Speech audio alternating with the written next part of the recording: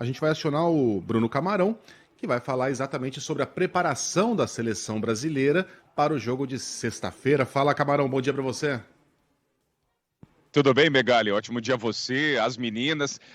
Todo mundo descansando é muita gente, né? No IBC, certamente, muita gente, por conta da não transmissão de jogos hoje, conseguiu tirar esse momento de relaxamento, mas a seleção brasileira, por exemplo, tem o seu planejamento mantido, hoje realiza atividades estas fechadas à imprensa, um treino no fim da tarde aqui do Catar, por volta de 5h da tarde, e às 6h está prevista uma entrevista coletiva de algum jogador ainda não definido. A equipe do Tite, claro, tem uma expectativa importante em relação à volta do Alexandro, a única baixa, de fato, nesse grupo principal que veio ao Catar.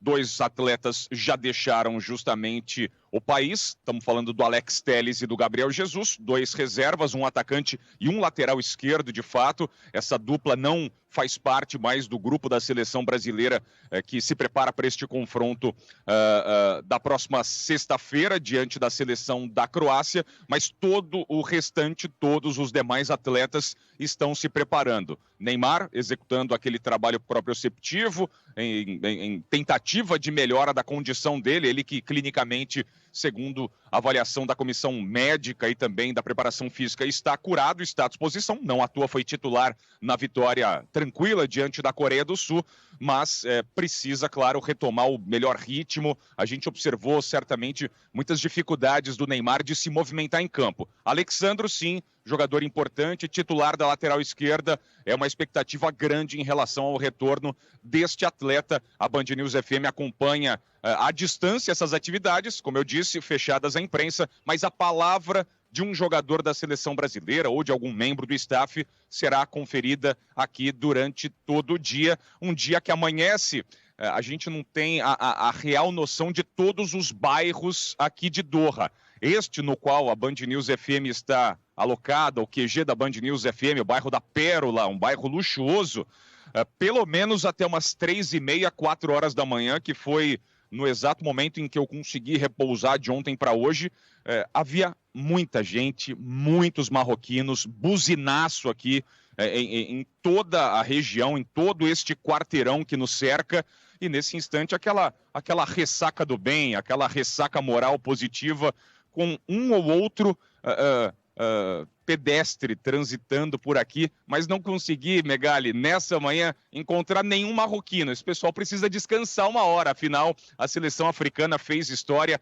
a 4ª seleção deste continente a chegar numa fase de quartas de final de Copa do Mundo. Em 90, Camarões, em 2002, Senegal, em 2010, Gana, invertendo, 2002, Senegal, 2010, Gana, e agora 2022, a seleção do Marrocos chegando às quartas de final da Copa do Mundo, eliminando a poderosa Espanha que ficou pelo meio do caminho. Olha, 2 curiosidades, Camarão, continue conosco. A primeira, essa Copa teve a maior média de gols nas oitavas de final desde que as oitavas de final existem. Elas começaram a ser disputadas em Copas do Mundo em 1986, né? Em 82 ainda eram triangulares, né? Que definiam os classificados para a semifinal. Em 86, nós tivemos a maior média até ontem. Foram 26 gols marcados. Nessa Copa foram 28. E, coincidentemente, exatamente 7 em cada dia. Não sei se você já tinha se atentado a isso, Camarão. Olha que curioso. Holanda e Estados Unidos, 3-1, 4 gols. Argentina e Austrália, 2-1, 3 gols. 4 mais 3, 7. No segundo dia de oitavas, França 3, Polônia 1, 4 gols. Inglaterra 3, Senegal 0, 4 mais 3, 7.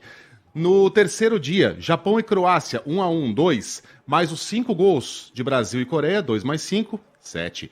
Ontem, Marrocos e Espanha 0-0. Aí a gente podia pensar, bom, nunca que vão sair 7 gols no jogo de Portugal. 6-1 para Portugal. 6 mais 1, 7. Olha só que curiosidade aí, muitos gols e muita emoção nessa fase de oitavas de final, só jogaços, com exceção de Marrocos e Espanha, que não foi um grande jogo, mas ali sobrou emoção na disputa por pênaltis. e principalmente na festa depois, porque esse buzinaço aí era da torcida marroquina. Os caras apareceram no nosso bairro à 1 da manhã e ficaram até às 3 buzinando ininterruptamente. E aí os catarianos lá presentes aproveitaram e deram aquelas aceleradas nos seus carrões.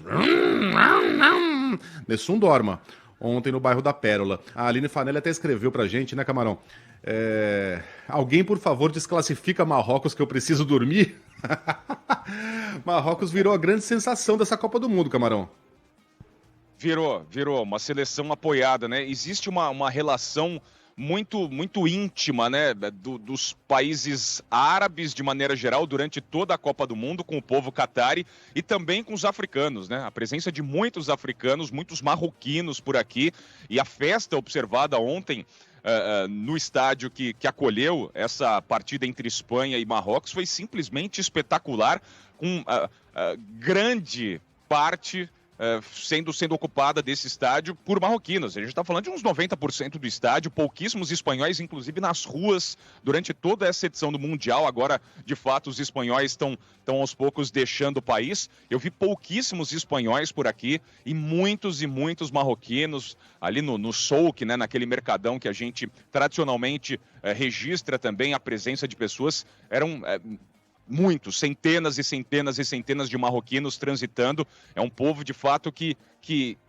tradicionalmente acompanha futebol de clubes, futebol do cotidiano e também com a seleção nacional. O Megali, sabe quantas disputas de pênalti em competições oficiais na história Marrocos tinha vencido?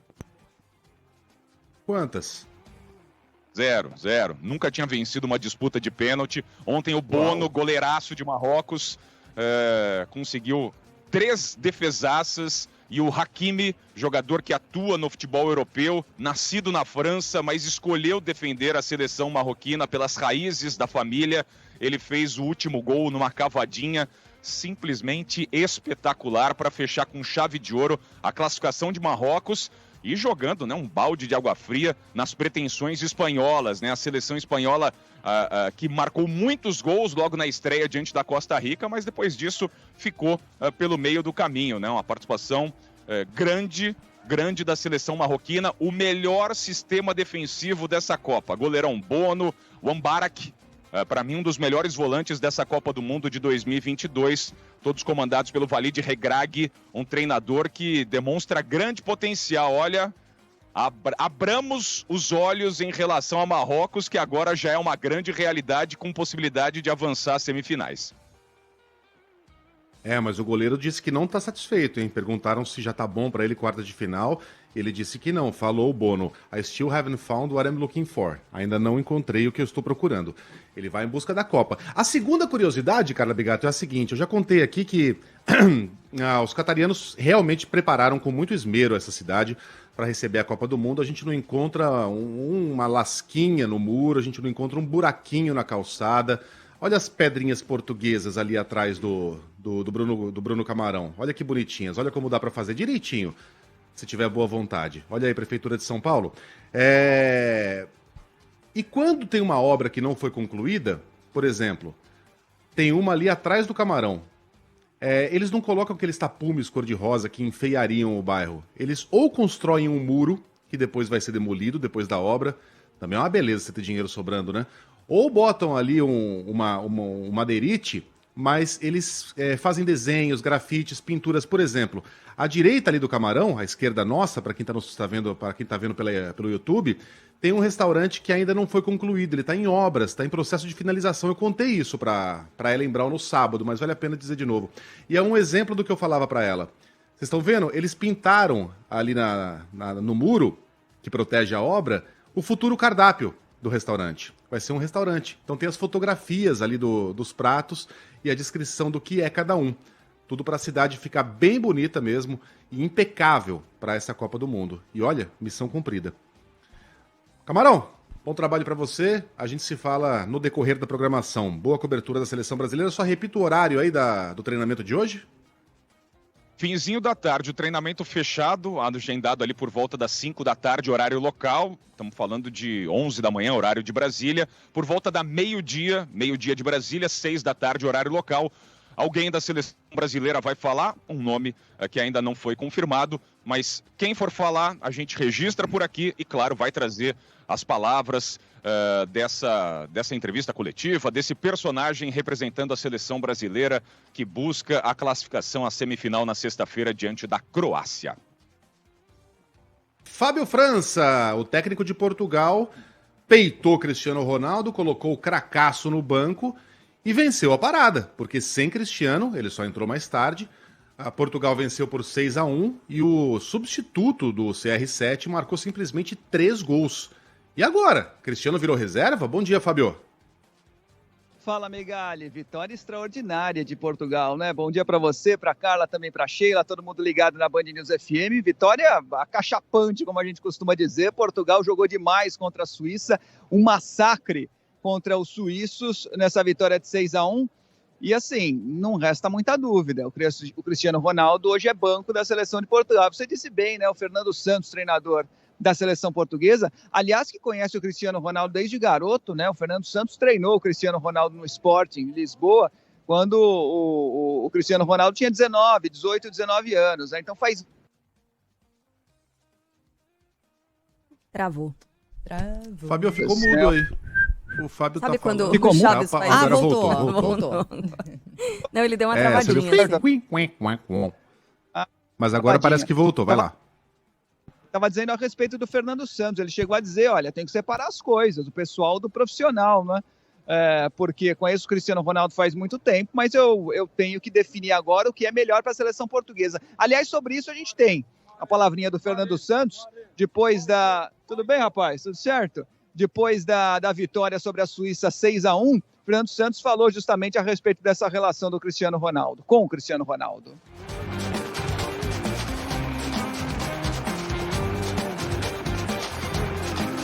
Mas também, eu, obviamente, tenho uma relação muito próxima com ele, sempre tive, aí... porque já o conheço desde os 19 anos. Treinei no Sporting, ele tinha 19 anos e, portanto, ficámos sempre com uma relação muito forte. Depois foi crescendo aqui na seleção, quando eu cheguei em 2014, obviamente. Já o dissemos muitas vezes e essa relação não se altera. Nem eu, nem o Cristiano confundimos a questão humana, pessoal, com aquilo que é depois a questão do treinador, do jogador, aquilo que temos que fazer durante o jogo. E, portanto, é isso que queremos fazer. Agora, o Cristiano continua a ser, na minha perspectiva, um jogador importantíssimo para a equipa portuguesa. É isso, ele disse que o Cristiano Ronaldo ainda é um jogador importante, mas não dá para confundir, né, Megali? Gente, o Cristiano Ronaldo hoje não é sombra daquele Cristiano Ronaldo que a gente conheceu 5, 10 anos atrás. Um jogador já mais velho, com um posicionamento diferente dentro da seleção portuguesa, jogando quase como um centroavante fixo, não tem mais a arrancada de antes, é um jogador diferente. E talvez para essa formatação tática do Fernando Santos, o Gonçalo Ramos, que foi justamente quem substituiu o Cristiano Ronaldo e foi muito bem, como bem lembrou o Megali, seja mais importante. Vamos ouvir o que disse o artilheiro do jogo ontem, substituto do CR7. O Cristiano, como nosso capítulo que faz todos os jogos, ajudou-nos, motivou-nos e deu uma palavra de apoio, tanto a mim como aos outros todos. É isso, parece que fica por aí, né? O Cristiano Ronaldo, pelo menos nesse início de Copa do Mundo. Nas partidas em que foi titular, o Cristiano Ronaldo não conseguiu desenvolver o grande futebol. E agora está ali como um ícone da seleção portuguesa, como disse o Gonçalo aí, dando uma palavra de apoio, uma palavra de motivação. E a gente espera que o Cristiano Ronaldo possa desempenhar esse papel também dentro da seleção de Portugal e, sobretudo, o Fernando Santos espera isso, né? Contar com o Cristiano Ronaldo quando precisar, dentro de campo, mas, sobretudo, fora de campo com a experiência dele. Muito bem. Olha, na sexta-feira, obrigado, Fábio. Tem jogo do Brasil, tem jogo da Argentina, e nesse jogo da Argentina, Lionel Messi estará em busca de mais um recorde na sua carreira. Um recorde que hoje pertence ao ex-centroavante Gabriel Batistuta, o Batigol. Messi tem 9 gols anotados em 5 mundiais, e Batistuta, goleador argentino nos anos 90, fez um gol a mais. Né? Em Copas do Mundo, o Batistuta ainda é o maior artilheiro, só que na história geral da seleção, Messi é o primeiríssimo lugar, tem 94 gols, Batistuta tem só 54, Messi fez muito mais gols, inclusive, que Diego Maradona, é um fenômeno. Bom, se vocês acham que Cristiano Ronaldo é um cara muito belo, muito bonito, né? Sempre com o abdômen trincadinho, é porque vocês não foram apresentadas, viu, Carla e Sheila, ao novo craque da seleção brasileira, o volante avançado, André Coutinho, que agora escreve o próprio nome com 2 T's e com Y. Fala, Coutinho, bom dia. Tudo bem? Bom dia a você, Megali, a todos aí no Brasil. Hoje eu estive ao lado do barbeiro oficial da seleção. Na verdade, é um time de barbeiros. Ele é um dos principais barbeiros oficiais da seleção. Foi introduzido através do atacante Rodrigo, na época em que o Rodrigo jogava no time do Santos. E ele já cortou o cabelo de mais de 10 jogadores nessa Copa do Mundo. Todos esses cabelos que vocês acompanham aí, ó. Esse é o Neymar. Para quem está na nossa live, não foi nesta Copa do Mundo, mas ele já cortou o cabelo do Neymar. Nessa Copa do Mundo, o Neymar está com um colega, com outro rapaz. Aí o Marquinhos, ele cortou o cabelo do Marquinhos nessa Copa do Mundo. É o Yurizinho, Yuri Barber, YB, todo personalizado. E ele foi até o nosso apartamento para cortar o meu cabelo e para conversar comigo. Falou de vários aspectos, bastidores da seleção brasileira. Disse que ele tinha certeza de que o Brasil ia ganhar bem da Coreia do Sul, pelo clima dos jogadores. Aí o Yuri Barber com o Pedro. Isso foi antes da partida de estreia do Brasil na Copa do Mundo, ao lado de Éder Militão e de tantos outros jogadores da seleção brasileira. E eu pedi, Megali, Sheila, Carla, ouvintes da Band News FM, para ele cortar o meu cabelo e para ele me surpreender. E aí ele fez esse corte aqui para quem está na live, ó. Foi lá. Isso aí era no meu quarto, no meu apartamento. Ele explicando que ele ia cortar e ia fazer uma surpresinha no final. Aí eu cabeludo e aí o resultado já na live com esse raio. Ele disse que fez uma mistura do cabelo do Vinícius Júnior com o cabelo do Rodrigo, porque ele disse que eu jogo bola numa mistura entre Vinícius Júnior e Rodrigo. É mais ou menos isso que aconteceu. Ele disse que interessante que o barbeiro é uma espécie de psicólogo dos jogadores. Depois a gente conta mais detalhes dessa história toda, viu, Megali? Mas eu achei que ficou bacana, ficou interessante. Fez um moicano com raio. Ficou ótimo. Vocês gostaram do Coutinho Boleiro? Ótimo. Na última Copa foi o Fábio, né, que caiu nessa. Que o Fábio foi cortar o cabelo. O Coutinho tava com ele. Você não tava, Coutinho, com o Fábio, quando ele foi cortar o cabelo na Rússia e deu no que deu? Dessa vez foi o Coutinho, mas rendeu uma entrevista pelo menos, né? Carla, e a vingança vem a cavalo. Quem tá filmando aí é o Fábio, tá? Ah, tá vendo? Tá vendo? O Pederneiras. Então. Eu amo essa parceria de Pederneiras deles. Você acha que ficou bom então, né, Coutinho? Você pagou por isso, Coutinho? Não, claro que não. O Yuri fez Só faltava, né? na camaradagem. Mas ele cobra dos jogadores cerca de R$100 por corte. É o preço que ele cobra e cobra dos clientes também. É o mesmo preço. Ele atende em domicílio em Santos, ele é da cidade de Santos, litoral sul de São Paulo. E ele cobra isso, só que ele diz que os jogadores às vezes dão um agradinho a mais. Os jogadores são camaradas. E aí, ele vai hoje à noite. Hoje à noite, ele vai chegar na concentração da seleção por volta de 8 horas da noite e deve terminar lá para as 4 horas da manhã, cortando o cabelo de um atrás do outro, para o pessoal ficar na régua, ficar bacana para o jogo de sexta-feira contra a Croácia. Eu já estou na régua. E os jogadores da seleção, será? Vira de lado, Coutinho, só pra gente ver então esse raio. Olha lá o raio. Não ficou bom, Raios. Ficou legal, tá com um topetão. Tá com um topetão. Aí ali do lado, sabe, em cima das orelhas, ali nas laterais, nas têmporas, tá bem baixinho. Máquina 0 praticamente. Aí faz um degradê, vira máquina 1, aí vai subindo um pouco e aí o topete tá um topetão. De frente tá legal, Coutinho. Cara, não ficou ruim. Não ficou mesmo. Não, tô brincando. É brincadeira. Tá bom. Eu tô chocado com esses raios. Ah, meu Deus, olha lá. Coutinho, então daqui a pouquinho você conta os segredos dos jogadores, pode ser? Pode deixar, vou contar algumas coisas de bastidores que o Yuri Barber me contou, já. Yuri Barber é ótimo, né? Tem coisas que você só conta pro barbeiro e pro cabeleireiro. Não é meu caso, né? Quando o cabeleireiro pergunta pra mim como é que eu quero, eu falo em silêncio. Tem muita gente que adora conversar. Corta o cabelo. Tá cortando o cabelo. No TV você pintou também, Coutinho? Não, Muito... né? Só cortou. Olha que fala 2 irmãos em árabe, hein? Vamos lá, então. 1h22 aqui em Doha, 7h22. Todo mundo apresentado, todo mundo escalado, cabelos cortados. Só falta ele, meu galo. Com a bateria. Atualização do Rei Pelé. Pelé continua internado no Hospital Albert Einstein, em São Paulo, sem previsão de alta, mas com melhora progressiva no quadro de infecção respiratória. Segundo o boletim médico divulgado ontem, o rei do futebol está em um quarto comum da instituição de saúde, está consciente, tem situação estável. Ontem o craque Cristiano Ronaldo enviou uma mensagem de apoio ao Pelé e disse: nosso rei tem que melhorar. A PEC da transição. Ontem Pelé foi...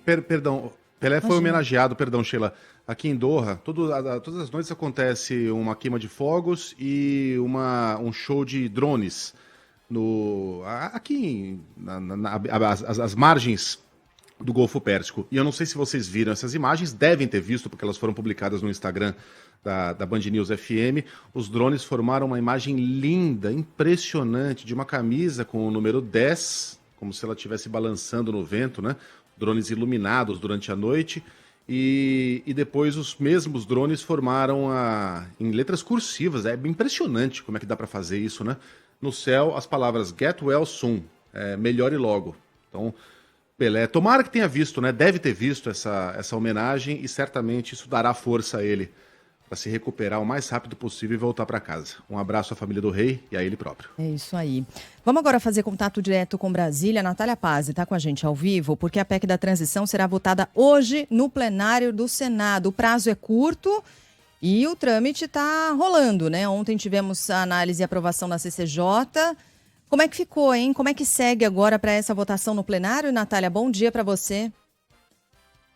Oi, Sheila. Muito bom dia para você, Carla Megali, para quem está nos acompanhando. A expectativa é justamente dessa votação da PEC da transição hoje no plenário do Senado Federal. Lembrando que a PEC aí tem como objetivo principal a manutenção dos R$600 do atual Auxílio Brasil, futuro novamente aí Bolsa Família, já a partir de janeiro de 2023. E no plenário do Senado precisa da aprovação aí por parte de votos dos senadores, de 49 votos nos 2 turnos de votação.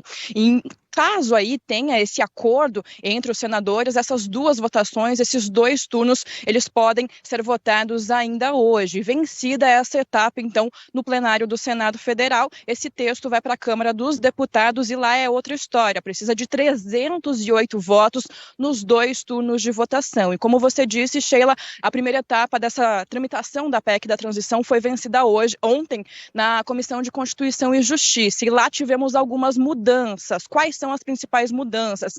Esse adicional no teto de gastos para manutenção, então, dos R$600 do Bolsa Família caiu dos 175 bilhões de reais propostos pelo governo eleito para 145 bilhões de reais, além de outros 23 bilhões para investimentos. Uma segunda questão que também foi mudada ontem na CCJ é o prazo da vigência, então, dessas regras que estão sendo votadas aí na PEC da transição. O governo eleito propôs 4 anos, mas ontem esse período aí, esse prazo foi diminuído para 2 anos. E uma terceira questão é que ontem também na CCJ foi aprovado aí pelos senadores que estavam na comissão de que o governo eleito, o governo do presidente eleito Luiz Inácio Lula da Silva, vai ter que apresentar ao Congresso Nacional uma proposta de novo regime fiscal, ao invés de 1 ano, em até 8 meses. E além desses R$600 aí que foram propostos, essa manutenção dos R$600 do Auxílio Brasil / Bolsa Família, o governo também propôs aí aquele adicional de R$150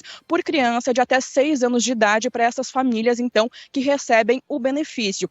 Além dessa questão envolvendo o Bolsa Família, esse benefício de R$600, a ideia do governo eleito é de utilizar essa sobra orçamentária prevista aí na PEC da transição para outras promessas de campanha, como, por exemplo, a retomada do farmácia popular, melhoria também na merenda escolar, ganho real no salário mínimo e também a retomada de alguns programas de moradia popular. Essa sessão está prevista para começar às 4 horas da tarde. A expectativa dos senadores aí que eles tenham já o voto de 55 parlamentares para essa aprovação. Deve ser uma votação que deve durar aí algumas horas, mas no Senado Federal a avaliação é de que a aprovação é um pouco mais fácil do que na Câmara dos Deputados. Na Câmara, a gente deve acompanhar essa votação na semana que vem, caso hoje o Senado consiga aprovar, então, os 2 turnos dessa PEC. Eu volto com vocês. Quantos votos necessários hoje, Natália? 40 e quantos? 46 49. nos 2 turnos? 49. 49 em cada um dos 2 turnos. Certo.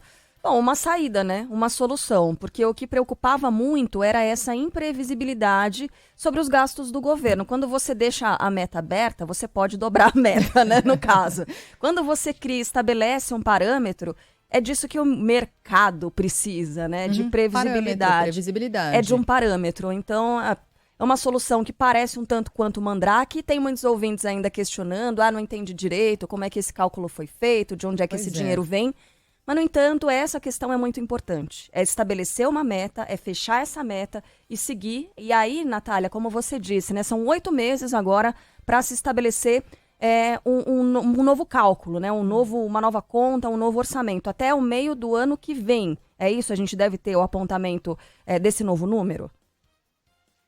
Isso, Carla, até mais ou menos agosto do próximo ano, então o governo eleito, o governo que vai tomar posse agora em janeiro, vai ter que apresentar ao Congresso Nacional essa nova proposta aí de novo regime fiscal. E como você disse, em relação à meta, na última sexta-feira aqui no Centro Cultural Banco do Brasil, o presidente eleito Lula, ele deu uma coletiva à imprensa e quando ele foi questionado justamente sobre esse valor de 175 bi apenas para o Bolsa Família, totalizando 198 bilhões em relação a esse valor também de investimento, se ele estava ali disposto a diminuir, a resposta de Lula foi de que ele tinha que jogar para cima, que se ele diminuísse na primeira negociação justamente esse valor seria abaixo aí do que o governo eleito está querendo trabalhar. Então ele jogou essa meta mais para cima justamente para essa redução ficar acima aí do que ele gostaria para trabalhar dentro do Bolsa Família. Lembrando que já tem 105 bilhões de reais previstos no orçamento do próximo ano para manutenção então do Bolsa Família. Então, caso essa proposta seja aprovada hoje nesses moldes da CCJ, vamos ter 145 bilhões da PEC, mais 105 bilhões já do orçamento, então, previsto para trabalhar com o Auxílio Brasil / Bolsa Família já a partir do próximo ano. Mas, claro que alguns senadores ali, aliados ao presidente Jair Bolsonaro, estão tentando diminuir. Eles querem diminuir esse valor dos 145 bilhões para mais ou menos 50 até 80 bilhões e também querem diminuir o prazo. Esse prazo foi diminuído para 2 anos ontem e esses senadores, então, de oposição, a gente pode dizer assim, ao governo eleito, eles querem diminuir ainda esse prazo de 2 para 1 ano. Então, essas negociações vão continuar acontecendo hoje e, inclusive, o governo eleito disse que agora quem tem que correr contra o tempo também é a oposição na tentativa de diminuir, porque já tem um pouco desse consenso para esse valor e para esse prazo aí serem aprovados hoje. Bom, aí, havendo aprovação no Senado, porque há essa expectativa mesmo, segue para a Câmara, foi o que você explicava em relação a esse trâmite. Na Câmara, a votação fica para a semana que vem, é esse o calendário, Natália? E, havendo alteração nesse texto na Câmara, como é que fica? Volta para o Senado. E os prazos? Exatamente, Sheila. Se for vencida essa etapa no Senado, entre hoje e amanhã, a expectativa, inclusive, das negociações aí por parte de Arthur Lira, presidente da Câmara, é de que na semana que vem os parlamentares da Câmara, os deputados já consigam começar a analisar esse texto. Lá, como eu disse, é outra história. São 513 deputados e para aprovação precisa de 308 votos de deputados em cada um dos 2 turnos de votação.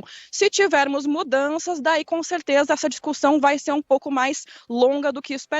Qual que é a ideia do governo eleito? De conseguir promulgar essa PEC até o dia 16 de dezembro, que seria mais ou menos ali o prazo limite para conseguir já adicionar essas novas regras, essas novas mudanças aí previstas nessa PEC dentro do orçamento de 2023, para que eles consigam já pagar esses R$600, continuar pagando esses R$600 do Bolsa Família a partir do dia 1º de janeiro. E lembrando que para conseguir justamente essa negociação positiva por parte da Câmara dos Deputados, o PT acabou ali apoiando a recondução de Arthur Lira justamente para a presidência da Câmara dos Deputados. Foi uma moeda de troca.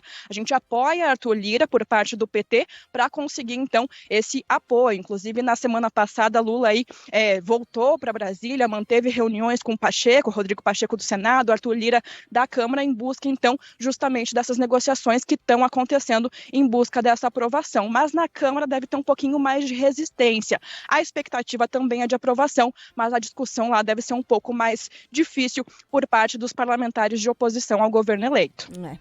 Natália, você volta mais tarde, então, com mais detalhes, a gente volta a abordar esse tema, tudo bem? Bom trabalho para você. Com certeza. Até mais, meninas. Valeu, até. E por falar em moeda de troca, o STF, Supremo Tribunal Federal, começa hoje a julgar o orçamento secreto. O destaque chega com Adriano Oliveira. O Supremo Tribunal Federal começa o julgamento nesta quarta-feira das ações que questionam o chamado orçamento secreto. Os partidos que ingressaram com a ação no STF dizem que o mecanismo não traz transparência e que fere a Constituição.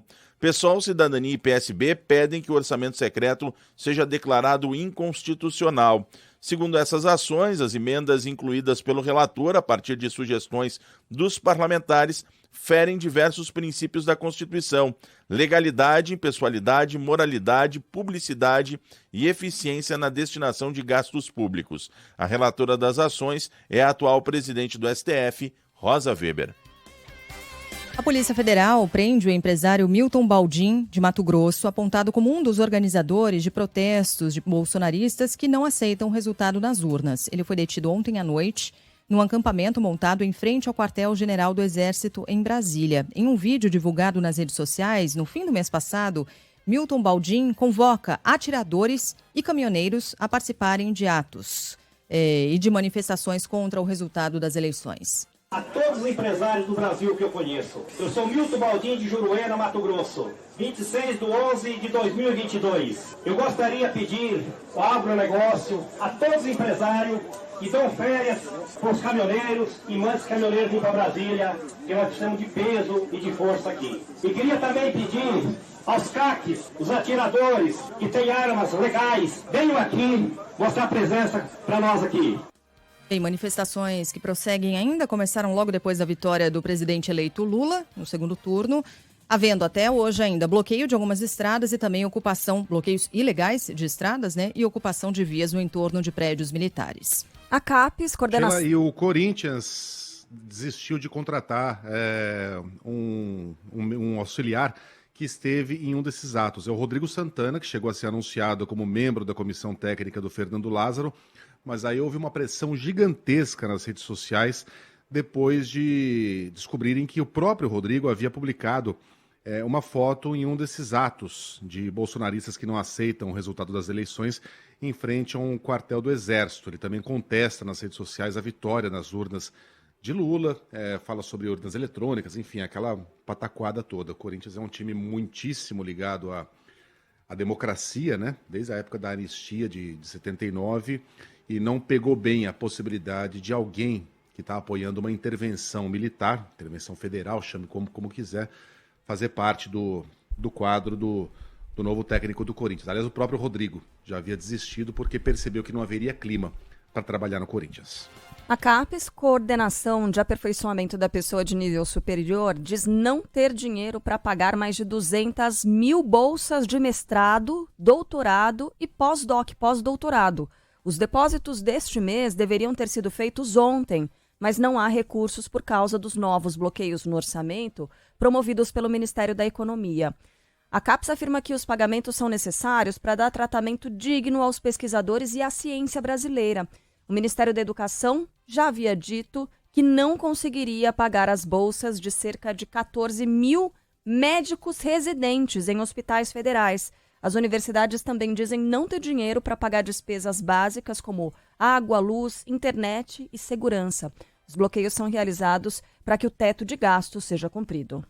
Bom, ainda falando sobre isso, a Federal de Minas Gerais está entre as instituições afetadas pelo bloqueio no orçamento federal. Quem vai trazer a atualização para a gente é o Jader Xavier. Após um corte de mais de 430 milhões de reais nos cofres das universidades federais, a reitoria da UFMG afirma não ter verbas para pagar contas de água e luz. Em nota para a comunidade acadêmica, a reitoria da instituição diz que também tem dificuldades para arcar com os contratos de serviços de trabalhadores terceirizados, bolsas de ensino e de pesquisa e extensão. Os dirigentes calculam que a Universidade Federal de Minas Gerais é afetada por um déficit de cerca de 32 milhões de reais no orçamento deste ano. Vai procurar alguém do governo federal para falar sobre isso. Você não encontra, né? Cara, é inacreditável o que está acontecendo com esse bloqueio, né? De verbas. Não tem dinheiro para pagar o básico. E não tem de onde tirar neste momento, né? É um bloqueio que acaba travando, infelizmente, deixando gente sem luz, sem água, sem nada para trabalhar. Bom, o TSE aprova as contas de campanha do presidente eleito Lula e do vice Geraldo Alckmin. A gente tem mais informações agora com Leandro Aislan. O Tribunal Superior Eleitoral aprovou nesta terça-feira as contas da campanha da chapa Coligação Brasil da Esperança do presidente eleito Luiz Inácio Lula da Silva. Os ministros da Corte consideraram que a chapa respeitou o teto de gastos proposto e que foram sanadas as 3 inconsistências apontadas anteriormente, que somavam um valor de cerca de R$187 mil. Relator do processo, o ministro Ricardo Lewandowski, seguiu a recomendação do parecer do Ministério Público Eleitoral, que recomendou a aprovação da prestação de contas eleitoral sem ressalvas. A Petrobras reduz o preço da gasolina e do óleo diesel, Gabriela Souza. Já está em vigor a redução anunciada pela Petrobras nos preços do diesel e da gasolina. O preço médio do diesel vendido às distribuidoras teve uma queda de 40 centavos por litro. O valor passou de R$ 4,89 para R$ 4,49. Já no caso da gasolina, o preço médio sofreu redução em 20 centavos por litro. O valor vendido pela estatal às distribuidoras passou de R$ 3,28 para R$ 3,08. De acordo com a Petrobras, as reduções acompanham a evolução dos preços de referência. Agora tem destaque sobre a chuva muito forte que atingiu boa parte do país. Quase 80 mil pessoas são afetadas na Bahia e a gente tem informação chegando com o Luiz Felipe Veloso. O número de pessoas afetadas pelas chuvas que atingem a Bahia há 2 semanas chega a 78.365, segundo o balanço da Defesa Civil. 300 pessoas foram prejudicadas após o transbordamento de uma barragem de açude em Venceslau Guimarães, no sul do estado. O volume de água causou o alagamento de diversas casas e deixou ruas intransitáveis. Ninguém ficou ferido. Segundo o prefeito Cacá Liotério, 25 famílias ainda estão desalojadas e 3 desabrigadas após o ocorrido. Tinha um volume de água grande e essa água acabou atingindo mais de 30 residências da rua Maria Carvalho. As casas não estão tendo condições de retorno pelos próximos dias. Na verdade, eu acredito que tem uma delas que vai ter até que ser reconstruída. Ao todo, 53 municípios foram afetados pelos temporais nas últimas semanas. 31 deles estão sob decreto de situação de emergência. Uma morte relacionada com as chuvas foi registrada na Bahia. Segundo a Defesa Civil, um homem de 71 anos foi arrastado pela correnteza ao tentar atravessar um riacho que estava com o nível de água elevado em Itapicuru, no centro-norte do estado. Vamos falar ainda sobre as chuvas no Paraná, né? Uma das principais estradas do estado continua fechada depois daquele grande deslizamento de terra. Ângelo Sfaier. A chuva constante de ontem na Serra do Mar, litoral do Paraná, prejudicou o andamento dos trabalhos de restauração e sinalização da pista na BR-376, região onde um deslizamento matou 2 pessoas na semana passada. A informação foi divulgada pela Polícia Rodoviária Federal. A concessionária Artérias Litoral Sul mantém equipes no local. Segue ainda a análise contínua no trecho para aferir as condições de segurança. Por enquanto, não existe previsão de data para a liberação da rodovia.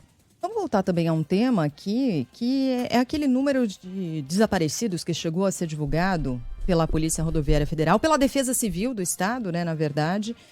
A Defesa Civil chegou a falar em 30 pessoas desaparecidas, mas era uma estimativa apenas, né? Estimativa feita pelo governo com base no número de veículos que teriam sido levados pela enxurrada. O que se tinha de estimativa era de que 15 carros e 6 caminhões teriam sido levados pelas águas. Só que no fim, quando foram fazer o trabalho ali para valer, aliás, nos últimos dias todos, né, como foi difícil obter informação por parte da Defesa Civil e da Polícia Rodoviária Federal com precisão a respeito do que estava acontecendo, dos trabalhos de buscas, de desaparecidos e, infelizmente, de mortos.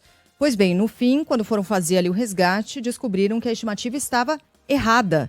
Eram 3 carros, não 15, e 6 caminhões. Defesa Civil disse que 19 pessoas entraram em contato logo que houve o deslizamento, relatando parentes possivelmente desaparecidos, pessoas que estavam, portanto, na estrada naquele momento e que demoraram a aparecer novamente, né? Um dos casos foi desse aqui, só que no balanço total o número foi muito diferente, 12 sobreviventes e 2 pessoas, infelizmente, morreram.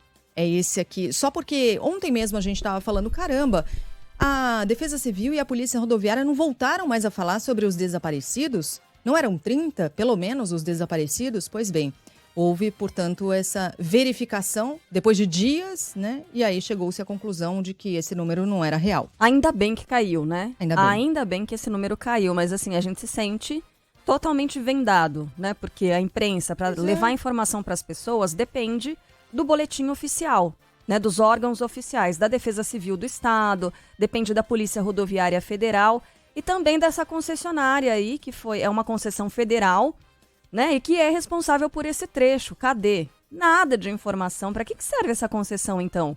Porque as condições dessa rodovia, não tem nem rodovia hoje para ser usada, né? Desmoronou tudo, desabou tudo por ali, em cima dos carros. Viu que não tem nem previsão, né? O Ângelo acabou de falar, não tem nem previsão para liberação. Que tipo de concessão é essa?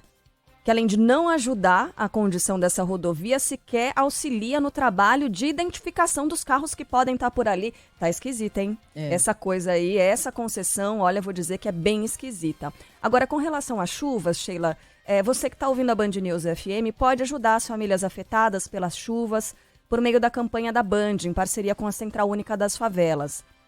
A ação arrecada donativos, como alimentos, produtos de limpeza, roupas, calçados. Qualquer tipo de alimento é válido, tá? De mantimento. As doações podem ser feitas presencialmente nas sedes da Band do Paraná, de Santa Catarina e também no Espírito Santo. E também no site mãesdafavela.com.br, mãesdafavela.com.br ou pelo Pix doações@cufa.org.br. Vou repetir aqui, então é o e-mail, né? A chave Pix é o e-mail nesse caso, e o e-mail é doações, sem o cedilha e sem o tio, doações@cufa.org.br. Bom, e rapidinho, daqui a pouco a gente vai até o Rio de Janeiro, né? Saber mais sobre aquele bloqueio de verbas de recursos para obras de recuperação de Petrópolis. Há 10 meses, mais ou menos, a gente estava aqui no ar falando de mais de 200 mortos em uma tragédia provocada pelas fortes chuvas. Daqui a pouquinho começa verão de novo. Adivinha o que aconteceu em Petrópolis? Houve obras de recuperação? Quantas? E agora com esse bloqueio? Terminaram o túnel extravasor, por acaso, uma das principais obras ali de prevenção? Não fizeram. A gente vai falar já mais com o Rio de Janeiro sobre essas obras de prevenção e sobre esse bloqueio de recursos para Petrópolis. 7h44 pelo horário de Brasília, em 30 segundos, Milton Neves por aqui. Escuta, você aí que fala que é bom de chute, que o palpite não falha nunca, porque ainda não foi de Bet7, meu amigo. Aproveite, na Bet7 com você, sem dúvida, você escolhe o jogo, faz seu palpite e se acertar, você vai se dar bem. E para começar legal, você ganha um bônus de até R$500 no seu primeiro depósito, sem falar do bônus extra de toda sexta-feira que pode chegar até R$1.000. Escuta o Milton Neves, hein? E vá você também de Bet7.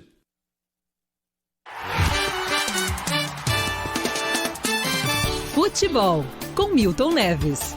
Oferecimento Casa do Construtor. Aluguel de equipamentos. Ligue 0800 200 0217. Sicredi. Conheça a primeira instituição financeira cooperativa do Brasil. Sicredi. Gente que coopera, cresce. E Bet7.com. É pé quente? Acesse bet7.com e siga seu instinto.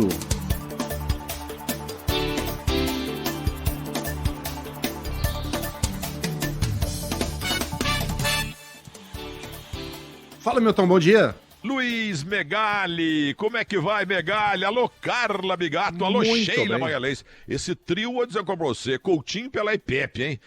Olha, realmente é um grande trio. Ou então Ronaldo, Ronaldinho Gaúcho e Romário, entendeu? Bem, gente, ontem Portugal meteu 6-1 na Suíça, que sempre teve um ferrolho, tipo o Catenaccio, né? Catenaccio, que tínhamos lá na Itália, né? Um ferrolho danado, lá Milton Buzetto em São Paulo, Milton Buzetto que está no céu, zagueirão do Juventus, jogou em tudo quanto é time, no Palmeiras também. Mas enfim, Portugal meteu 6-1 na Suíça. E o resultado maravilhoso, com o jogador Gonçalo, substituto do Cristiano Ronaldo, ele fez 3 gols, 20 e poucos anos. E tivemos também a seleção de Marrocos contra a Espanha. Meu Deus, que alegria! Mas vamos então agora, meus amigos, aos jogos que vão acontecer sexta-feira e sábado. E não vamos ter futebol no domingo, é um milagre, né? Croácia e Brasil, sexta-feira, meio-dia de Brasília. Esse jogo aí o Brasil vai ganhar de 2-0. Vocês vão ver. Holanda e Argentina. Vão reeditar aí o final da Copa de 78, que a Argentina ganhou na marra, ganhou roubado na marmelada no jogo contra o Peru. França e Inglaterra. A França vai ganhar da Inglaterra por 2-0. E depois nós teremos ainda no sábado, mas às 4 da tarde, o time de Marrocos, queridinho do mundo, pegando Portugal. Então Marrocos, haja o que hajar, netamente falando, vai ganhar de 1-0 em 90 minutos da seleção portuguesa. E olha que eu sou descendente português, hein? Grande abraço para vocês e até amanhã.